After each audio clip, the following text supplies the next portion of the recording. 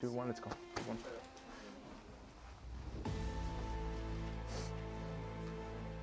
Exactly.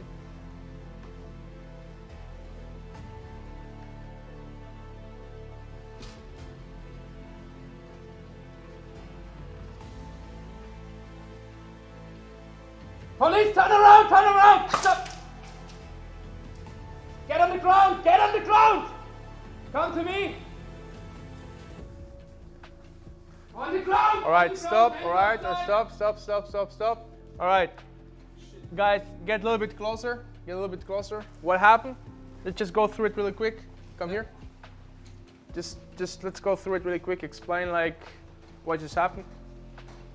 He was facing the wall, and I told him to turn around, and he turned around and he grabbed to the hip, made a movement like this, and then I take the first shot. Okay. Did you saw a gun? No. Alright. Identification. We can argue this a lot. Identification is identification. He could have took his belt because his pants were about to fall down whatsoever, okay? In the end of the day, if you would shoot someone and he doesn't have a gun, it's problematic, right? Yeah. Okay. One more thing we have to address here is the following. Let's assume that he was a threat, okay? At some point, he shot him and he was still communicating with him because the threat was still alive, probably, or something like this, right? When he was yelling, police, police, police, he moved into his room, into the room, and he lost his high ground here.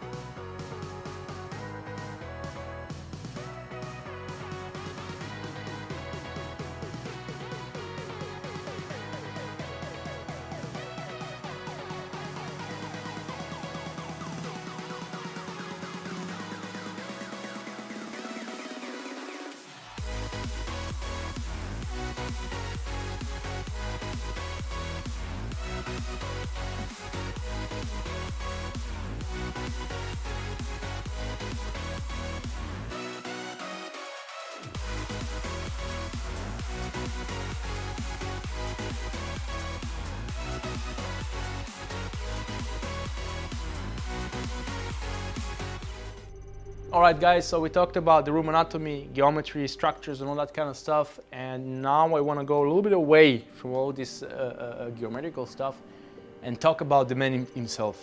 The human behind the gun, the human behind the plate carrier, the guy who is actually performing, okay?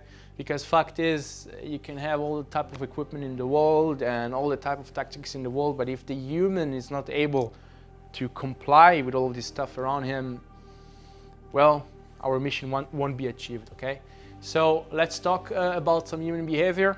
In the same time, it's important for me to highlight that all skills, all techniques, the entire approach in our system to CQB training is based on human behavior, okay? Rather than just running and gunning. Before we start, I want to play a video. It will be like 1.5 minutes.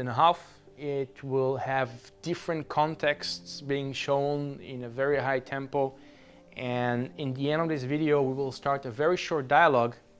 And the objective of this dialogue is to allow me to understand what is your understanding of CQB and how deep is your level of understanding regarding the human performance in CQB, okay? And that this dialogue will open this lesson for us, okay? Good.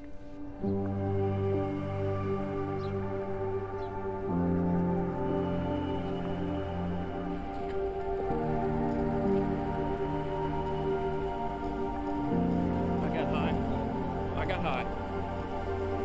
Front door's open, I'll get it. I got it, Jeff. Please, the movement, door's forward! Please, the movement, door's forward! Come on, get it, man! Get it, come on! Door forward!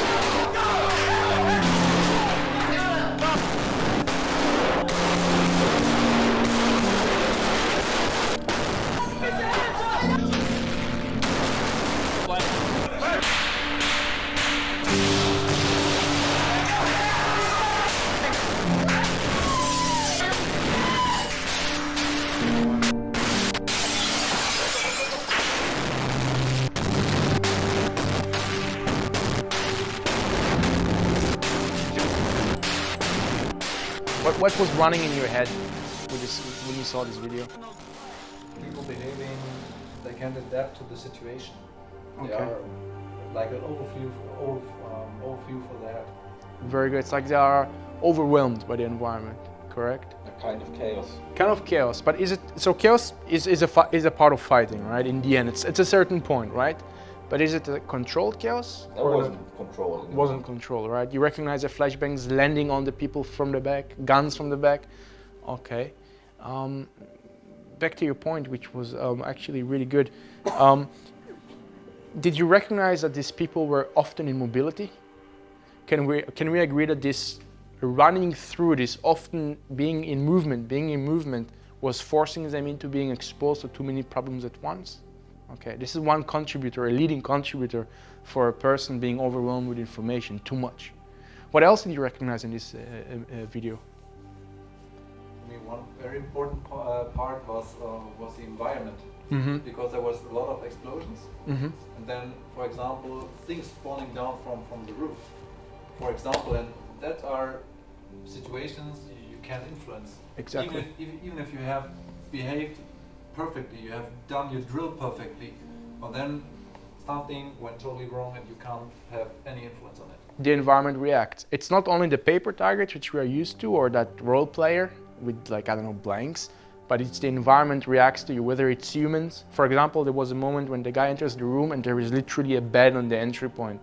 He can run to the corner. He's forced now to run deeper into the room. Or you have 3 people like this laying in the corner of the room. This has big implications, right? Because for example, in the military for years, we are training to run along the wall to the corners. If you looked in that video, most of those corners were occupied by humans or by furniture, which tomorrow we will discuss it, okay?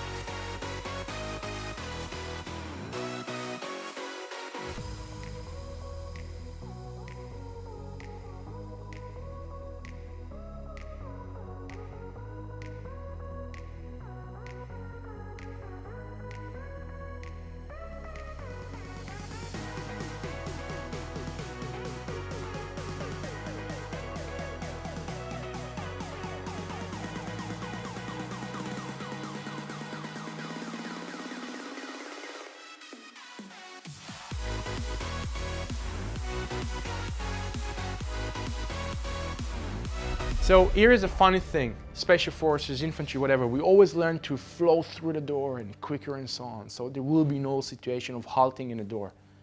What do you think is contributing to that situation, that there is massing of people in the middle of a corridor or in front of doors? What do you think is leading to this?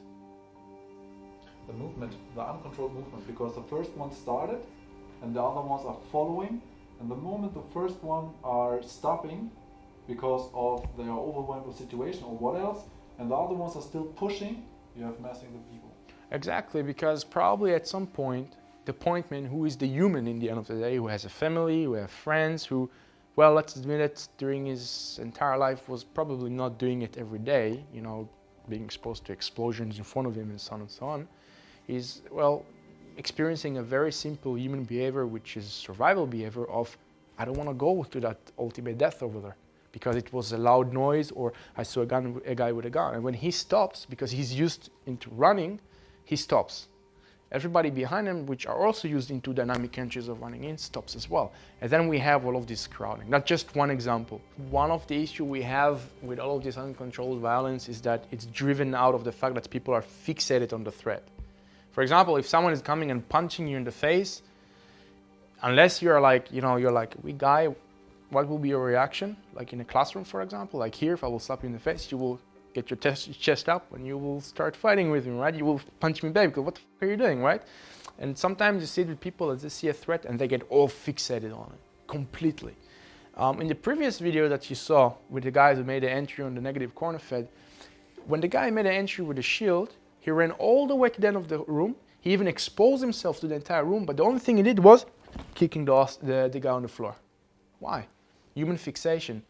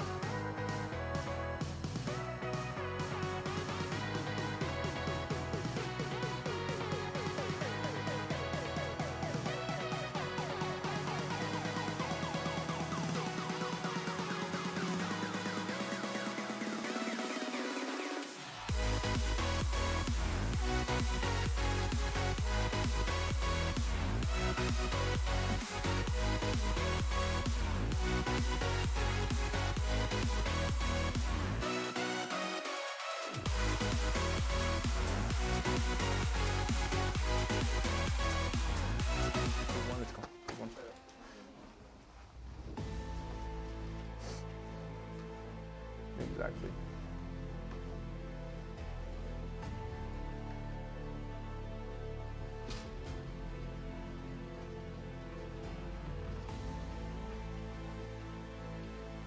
Police, turn around, turn around! Stop!